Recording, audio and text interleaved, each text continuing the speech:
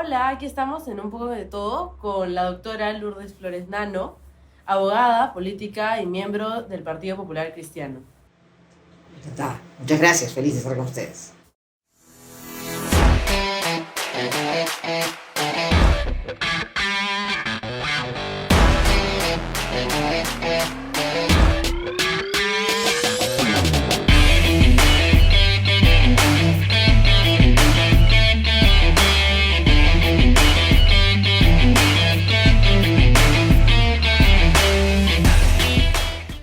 Bueno, vamos a empezar la entrevista hablando un poco sobre la coyuntura actual.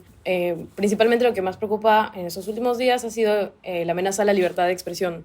También existen proyectos de ley como la ley Mordaza que buscan la autocensura de los periodistas. ¿Qué propondría a la ciudadanía al respecto? Por supuesto que la situación es preocupante. Comenzaré por lo último, ¿no? Por este acto de violencia contra los periodistas en Cajamarca, porque eso no es una actuación de los ronderos, o sea, eso es un acto ya criminal, de violencia, exacerbada de alguna manera por los mensajes que se habían dado, pero que creo que merece una investigación muy severa porque es un acto de barbarie, ¿no? Y si comenzamos a tolerar estos actos, esto se puede reproducir, puede ser manifestaciones de presión contra periodistas y en general contra ciudadanos. Así es que es un hecho muy grave. La reacción del gobierno no ha sido la de poner orden en la resolución, sino más bien de tolerar, de tratar de justificar la situación. Y en general el gobierno está preocupado evidentemente por la proliferación de información que está habiendo.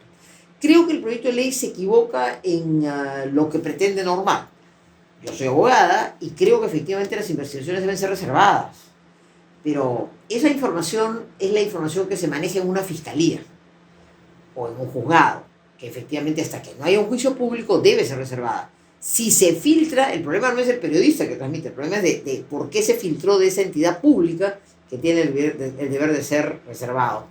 Pero que la prensa, que los medios de comunicación puedan conseguir información y divulgarla, eso no puede ser penado, eso es un atentado contra la libertad de expresión.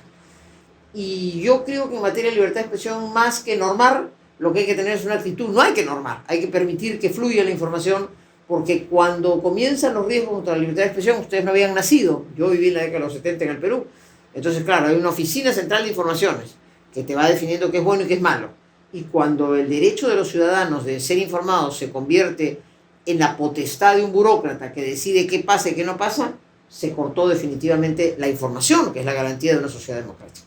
Y doctora, ¿qué salida democrática propone el PPC para esta crisis política? Lo primero que hay que decir es que yo estoy entre quienes creen que hay que salir de este gobierno. Esto no puede durar 4 años y medio en esta situación. Agrego, las salidas tienen que ser constitucionales, pacíficas y democráticas. Nadie puede avalar algo que no esté dentro de ese marco. ¿Qué salidas hay? La primera, evidentemente, es la posibilidad de la renuncia del presidente, que habrá que seguirse pidiendo. No parece posible. La segunda es, sin duda, la vacancia. La vacancia necesita 87 votos, no parecen haberlos porque hay un sector del Parlamento bastante controlado por el Ejecutivo. Sin embargo, conforme van apareciendo nuevos elementos, es una posibilidad que eso pueda irse dando, se va acumulando fuerzas y finalmente se van alineando más personas por encontrar una salida. La tercera tiene que ver con las distintas acusaciones que hay. Yo soy, por ejemplo, firmante de una acusación por traición a la patria, no solo por la declaración de Bolivia, esa es la manifestación, es como la punta del iceberg. Lo que hay detrás es que es la declaración sobre Bolivia, de entregarle el mar a Bolivia, es el planteamiento del Foro de Sao Paulo, es el copamiento de una organización internacional a la que está sometido este gobierno, o por complicidad o por ignorancia, en cualquiera de los casos con grave riesgo para el Perú. Esa acusación está caminando, podría llegar al Pleno, y de llegar al Pleno podría dar lugar a una suspensión del presidente de la República o a una inhabilitación, para lo cual se necesitan menos votos, de modo que el camino de la suspensión y que pase al Poder Judicial podría ser un tercer camino. Los terceros tienen que ver con las distintas formas de reforma constitucional, y ahí es donde viene la propuesta de la propuesta. El problema con esa propuesta es que si no consigue los votos, 66 para ir a un referéndum u 87 para una reforma constitucional en el Parlamento, necesita conseguir 1 millón de firmas. Y yo creo que ahí nos cansamos. Entonces, saludo la iniciativa. Me alegra que voces que no han hecho otras críticas hoy estén en esta actitud. No creo que sea muy viable en su realización concreta. pero hay que respetar las alternativas existentes. Considero que hay un cierto cansancio y una crítica hacia el Parlamento. Y por eso una alternativa dice que vayan todos, es una que la gente escucha con algo de atención.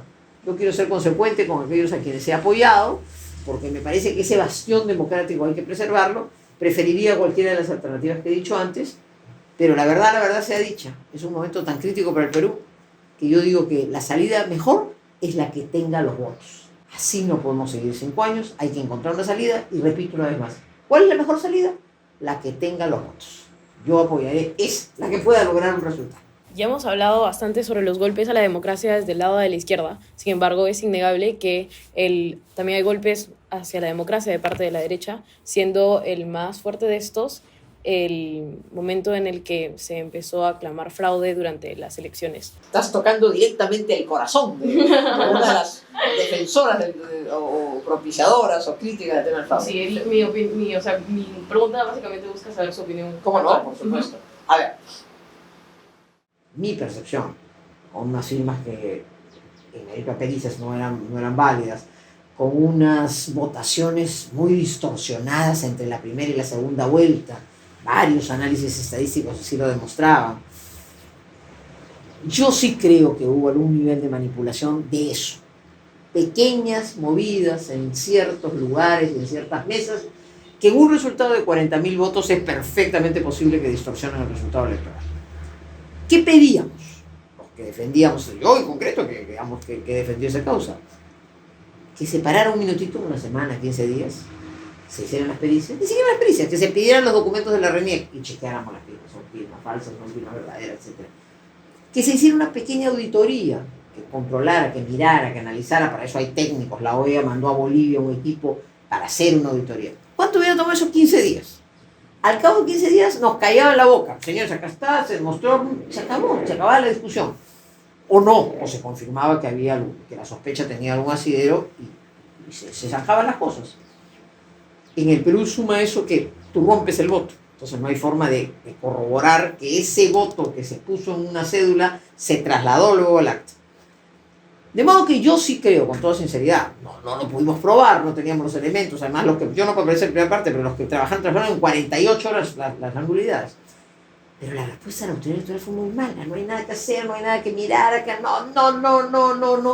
Entonces cerraron un proceso electoral, en mi concepto, incumpliendo el deber de garantizar el resultado electoral. Eso es lo que manda la Constitución. Yo sinceramente creo que el jurado no garantizó. Por lo demás hubo un debate interno, hubo un señor representante de la Fiscalía que sí creía que debía hacerse lo que estoy diciendo, salió mal, un proceso con una mancha, con una duda. De modo que, respetando la pregunta, yo no creo que fue un atentado a la democracia, fue más bien una búsqueda válida de conocer la verdad. Jamás, por lo menos en mis labios, dije, esto es un fraude desde el Estado, no es que el Estado no. La tesis es muy sencilla. En 90.000 mesas, y en la realidad peruana, no se controla hasta la última mesa. Quien diga eso, miente. Yo en lo personal le planteé una acción de amparo. El informe del almirante Montoya, de la Comisión Montoya, no era malo en cuanto proponía algunas cosas. Por ejemplo, una cosa muy simple, que no se rompe el voto. Importantísimo, guardas el voto. Mañana hay que hacer un cotejo, tienes el voto para cotejar. Que las actas, para saber los votantes, no se guarden en un cajón bajo 7 llaves. Una cosa del sistema. No digo que se publiquen. ¿Cómo la OMPE no le va a poder al jurado las actas para ver si efectivamente el número de votantes fue el mismo que aparecía en las actas? En fin, creo que hay ese tipo de fallas gruesas que deberían ser corregidas. Te repito, a llorar al río. La decisión está dada, el señor fue proclamado presidente, yo dije, le voy a llamar el ciudadano proclamado presidente, ya está. Y hoy tenemos que salir de él, ya no por lo de ayer, sino por las barbaridades de este primer año, ¿no? Lamentablemente, los partidos actuales han estado, de cierta manera, decepcionando a los jóvenes respecto a ciertos temas como el conservadurismo. De cierta forma, ¿cuáles consideran que son las fortalezas y las debilidades de su partido respecto a este aspecto? Qué bueno. Me encanta la pregunta. Yo soy una persona conservadora y creo que en general hay que encontrar un equilibrio en la sociedad. Por supuesto, creo que el mundo de ustedes es un mundo teñido, mucho más libertades, etc. Y eso me parece fantástico. Yo soy una persona creyente firmemente en la libertad. Pero ¿qué creo que hay que conservar en la sociedad? Y me gustaría que mucha gente también joven valorara esa conservación. Primero creo que hay que ser conservador en el sentido de poner al centro de la sociedad a la persona humana. Creo que eso es fundamental. O sea, creo que hay que reconocer el valor de la persona, de su desarrollo, su respeto por lo... Creo, por ejemplo, que instituciones como la familia tienen que ser conservadas. Hay que tener una comprensión de la pluralidad de formas de hacer familia, pero en general hay que ser consciente que este núcleo en el que uno se forma te marca en la vida. Y yo creo que es una institución vital en el Perú y en el mundo de hoy. Luego vienen los debates ya más temáticos sobre, no sé, el matrimonio de homosexuales, la adopción por parejas homosexuales, los derechos y las mayores libertades. Yo creo que eso se mueve dentro del mundo del respeto. No soy partidaria de desnaturalizar, por ejemplo, la institución con el matrimonio. Me parece que el matrimonio, y no por razones religiosas, que lo soy yo, pero no por razones religiosas, por razones históricas y jurídicas, el matrimonio es una institución de varón y de mujer, ¿no? Y me parece que no habría que distorsionarlo, lo cual no quiere decir que tú no tengas que reconocer una unión civil con sus derechos, con sus obligaciones, etc. Entonces, ese es un debate democrático, me parece válido. Creo en general que una dosis de conservar aquello que nos ha hecho como sociedad peruana, ¿no? A ver, yo soy una admiradora de las sociedades modernas que se han desarrollado. Por poner pues un caso, no conozco Dinamarca, pero no es un modelo de país que me gustaría ver, donde los chicos a los 12 y 13 años comienzan una vida libre sexualmente. No me parece que hay un grado de madurez que hay que ir avanzando y desarrollando. No creo pues en el libre consumo de las drogas, por ejemplo, ¿no? Entonces una sociedad como la holandesa, en que la gente se pinche en los parques, tampoco me parece que sea el modelo de sociedad. No me gusta la sociedad americana, que me encanta en muchísimas cosas, pero claro, es una sociedad en la que los chicos están con armas a los 13 años y donde la familia se ha destruido y hay un individualismo tremendo. Yo creo que hay que conservar ese núcleo familiar.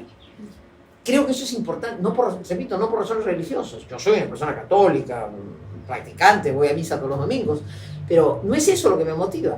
Lo que yo creo es que es una institución sólida para la familia. Entonces, a mí me parece un gran debate del siglo XXI. ¿Qué grado de conservación hay que tener ciertas instituciones y qué grado de libertades? Porque también, por supuesto, esa institución en la que creo como la familia, no es la familia patriarcal del papá y del hermano mayor que le dice a la chiquita, no, tú obedeces y tú. No. Las mujeres hemos adquirido un espacio en la vida social, tenemos un grado de libertad mucho mayor.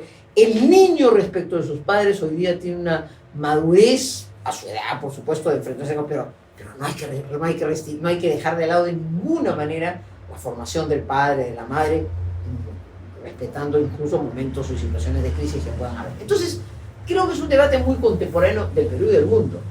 Me parece que se está intentando imponer una agenda liberal que parece atractiva a los jóvenes son otros también alejados de la edad de ustedes, que son más liberales, entonces me dicen, tú eres una conservadora, ¿no? Y yo digo, está bien, yo no lo cuento. Solo persuado, solo trato de hacer el razonamiento en el sentido que creo que miremos modelos de sociedad. Y yo digo, los peruanitos, con todos nuestros defectos y virtudes, que tú tengas un núcleo a tu lado. No importa que sea una madre analfabeta, humilde, no importa que sea un padre con 1000 defectos, eso te marca en la vida. Y yo creo que eso es muy importante. Entonces, yo sí invitaría a que haya un lindo debate con participación juvenil sobre qué hay que conservar en nuestra sociedad, en la peruana, que tiene sus características. Y yo diría, hay algunas cosas que yo no cambiaría, aunque no sean necesariamente el último grito del amor. Justo acaba de mencionar la familia y ahorita se ha propuesto el eliminar lo que sería el Ministerio de la Mujer y Poblaciones Vulnerables y cambiarlo por el nombre, un ministerio, ¿no? O sea, el nombre y cambiarlo a un Ministerio de la Familia. ¿Usted cómo se encuentra? O sea, ya que ha hablado bastante de la familia, ¿cuál es su posición frente a esto? A ver, a veces pasa que las etiquetas se convierten en el gran debate. A mí me da exactamente lo mismo si el ministerio se llama de la mujer o de la familia. Yo no le cambiaría el nombre, fíjate tú, ¿no? Quizá le pondría mujer y familia si quieren agregarlo. Porque creo que no hay peor defecto que cuando tú le pones a un ministerio un nombre. En el Perú se creyó que el problema de la alimentación se resolvía cuando el ministerio pasó a ser de agricultura y alimentación. No es así. Entonces, ¿pero por qué se produce ese debate? Es bueno analizarlo. Se produce ese debate porque en este choque, de alguna manera, en este debate, en esta polémica, en que hay entre sectores más conservadores y sectores más liberales, hay simultáneamente un sesgo de este sector más conservador muy, lo que se me diría, anticaviar, es decir, de todo este sector progresista, mesocrático, progresista, que toma esta bandera del mundial, la agenda mundial, y considera que el tema de las libertades es la esencia del problema, y que además lo coloca como el centro de la preocupación. Yo no creo que sea el centro de la preocupación, ni creo que la sociedad peruana los tenga. Creo que es un debate de los muchos de la sociedad contemporánea, pero no es el gran debate. O sea, creo que es un tema que hay que tocar, abordarlo con respeto, con seguridad. De modo que esa es una respuesta a eso, ¿no es cierto? Ojalá el ministerio se llame de la mujer, se llame de la mujer y la familia, se llame de la familia, en efecto se ocupe de la familia. Y eso son políticas públicas, que además no solo atañen a ese ministerio, sino atañen en general, ¿no es verdad?, a distintas instituciones. Si hablamos del tema de la familia, tenemos que hablar de la alimentación del menor, y tenemos que hablar de la salud de la familia, y ha fallado la prevención en la anterior familia, y tenemos que hablar de la salubridad y de la vivienda con condiciones adecuadas, ¿no es cierto? Porque si yo quiero conservar un núcleo en que la gente pueda intercambiar ideas y que pueda conversar aún en la más humilde choza del interior del país, tiene que ser una que ofrezca condiciones de salubridad adecuadas, porque si no, efectivamente, lo recomendable es que el niño no esté en esa casa en que no tiene cómo respirar adecuadamente, ¿no es cierto? Entonces, todo eso es una cosa mucho más integral. El debate se produce en esos términos, porque estamos pues enfrentados entre los más conservadores y los más liberales, ¿no? Los conservadores y los conservas y los progres. Y yo la verdad creo que eso es un buen ejercicio académico, pero que no resuelve los problemas cotidianos. En ese debate estoy más cerca de los conservas que de los progres. Pero eso no me lleva a mí a no decir, bueno, yo comprendo, chicos, ustedes están en otro mundo, solo permito con un poquito de mirada de atrás hacia adelante, o quizás por el testimonio de mi propia vida, decir que yo sí creo que se construye una sociedad con bases más sólidas si tú le das a la gente un núcleo fuerte familiar. Creo que eso te hace construir una sociedad con unos cimientos más fuertes. Y en cambio, cuando eso se tambalea, y creo que en el Perú se tambalea, no construimos un edificio suficientemente sólido. Pero también en eso hay que ponerle un toque juvenil y hay que ponerle un 2.0, que no es de los viejos, sino de los jóvenes. Para pasar más en el marco internacional, Chile actualmente está pasando por un proceso de cambio de constitución. Sí. O sea, si es que eso sucediera en el Perú, ¿cuál sería su posición al respecto? ¿Está de acuerdo con modificar ciertos artículos? ¿O si es que toda la población lo desea, cambiar toda la constitución? ¿Qué áreas debería conservarse? ¿Qué áreas deberían cambiarse? Yo creo que han hecho un gran disparate. Creo que la constitución chilena, venía la constitución de Pinochet, podían haberla modificado, pero yo creo que el producto de la constitución es un desastre. Hay algunas cosas que me parecen muy peligrosas y son parte ya, porque además en medio de ese disparadero entran las teorías que están dominando América Latina, que están metidos, por ejemplo, el famoso tema de los estados plurinacionales. ¿Qué son los estados plurinacionales? Al interior de un país, los chinos que son una tripa, un océano, ¿no? Una tripita larga, ¿no? Océano Pacífico, Andes y en el medio Chile. No, les han hecho no sé cuántas, 24 naciones. Los mapuches, los no sé cuántos, los de Pacatín, los de Pacayán, cada uno con sus identidades. Entonces, es el relajar la idea de la nación para construir 24 identidades, en que cada uno se sienta muy mapuche, muy no sé qué, muy no sé cuántos. Sí, pero en la nación, esa construcción, ese enlace incompleto, imperfecto. Nada, ahora está, Chile es el Estado plurinacional. Más bien el discurso que hoy se está viviendo en América Latina y que se busca penetrar en el Perú es un discurso de desintegración, bajo la idea que somos distintos, que somos diferentes, que es un país plural. No se busca el factor de integración que da el mestizaje, sino la afirmación de las identidades. No me gusta eso, me parece peligroso, no me parece bueno para su generación. Yo creo que lo inteligente en el Perú de hoy es pensar en un país joven, respetuoso de la diversidad, pero viendo todo aquello que nos une. Y lo que nos une es que somos un país mestizo.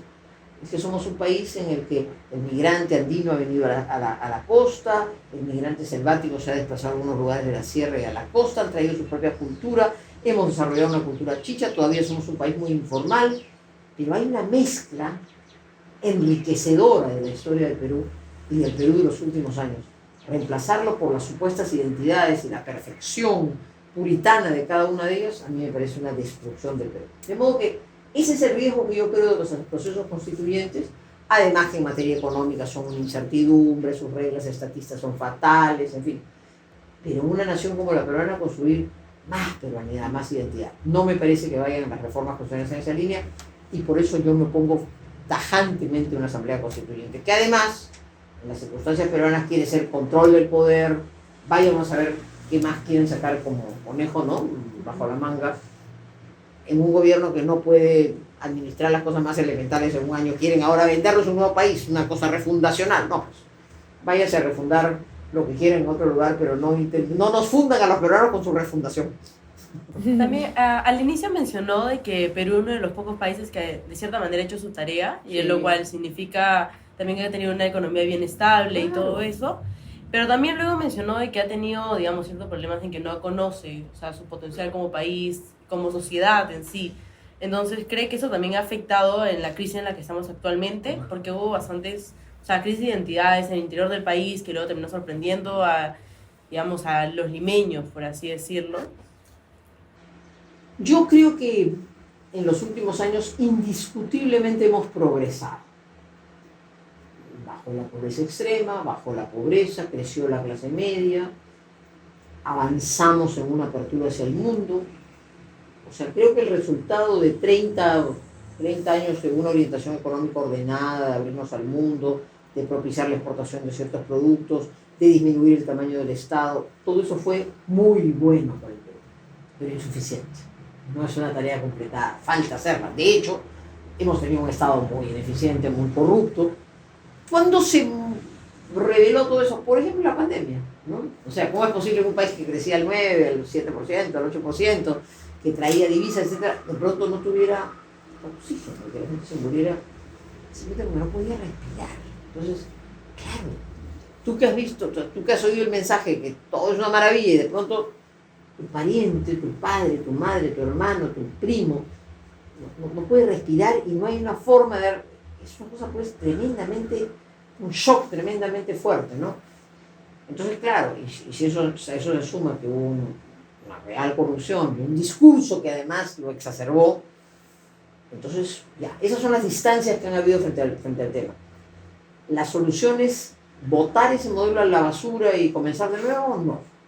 Yo creo que la solución es completar lo que falta por hacer. En mi partido, nosotros creemos en el modelo constitucional, que es la economía social de mercado.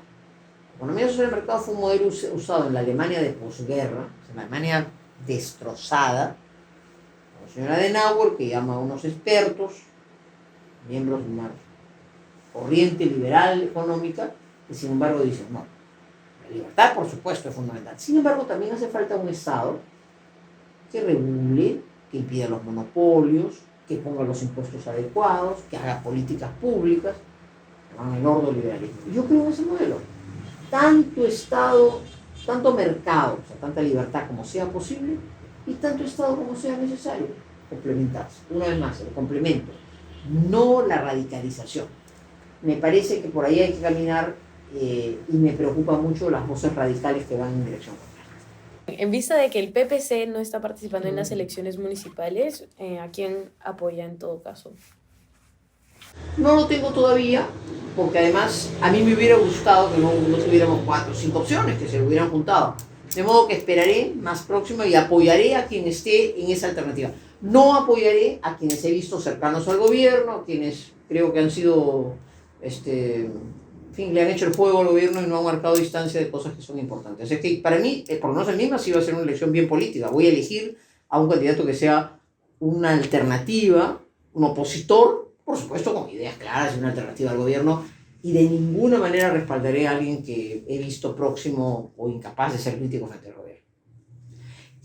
Quiero decirte que las elecciones municipales tienen, como son tantos sitios, cada región y cada distrito va a ser una realidad distinta, pero creo que la elección de Lima sí va a ser un poquito más política, ¿no? De repente no tanto las distritales, sí la provincial, ¿no? Bueno, ya para culminar la entrevista, ¿qué le diría usted a las generaciones actuales, ya que usted es una política de tantos años, de tanta experiencia, que bueno, quieren adentrarse en la política o les interesa bastante en apoyar a nuestro país a salir adelante? Yo los motivaría a que se metan a la política, por supuesto. Yo inicié la vida política un poquito más joven que ustedes, apenas entré en la universidad. Y ha sido en mi vida una experiencia muy aleccionadora, muy enriquecedora, muy buena. Así que los motivo. Pero de repente no les interesa propiamente hacer política. Lo que sí hay que ser es ciudadanos. Porque para ser una democracia fuerte necesitamos ciudadanos fuertes. En nuestro país nos pasa, queridos chicos, que cada 5 años decidimos el voto en la cola, ¿no es cierto? Nos estamos llegando a la puerta del local, o de repente cuando estamos agarrando el voto, le entregamos todo el poder a alguien y después nos quejamos. Y así no se puede hacer. O sea, hay necesidad de reflexionar un poquito más. Por eso creo que lo que ustedes están haciendo es muy bueno, porque es una forma fresca, juvenil, de llegar a otros jóvenes, de tocar temas cotidianos, de hablar con sinceridad. Eso me parece estupendo. Hay que forjar ciudadanía. Pero yo los motivaría, a los que les guste la política, bienvenidos. Dicho sea de paso, o junto con ese mensaje, y eso no significa vivir de la política. Porque el que vive de la política se vuelve dependiente, pierde libertad, no tiene autonomía para pensar. Así es que sean los mejores profesionales del mundo, sean absolutamente independientes, larven su vida, construyan su vida de la forma más autónoma que puedan, pero si tienen un interés por servir a la comunidad, métanse a la política, que la política necesita gente capaz y gente honrada. Bueno, como nos dirían, político de pasión. Político de pasión. Político de pasión. Y de preparación, porque la otra cosa que nos ha pasado ahorita es una cosa tremenda. O sea, es dramático que una persona diga, ¿sabe qué? Yo no tenía idea de lo que tenía que hacer.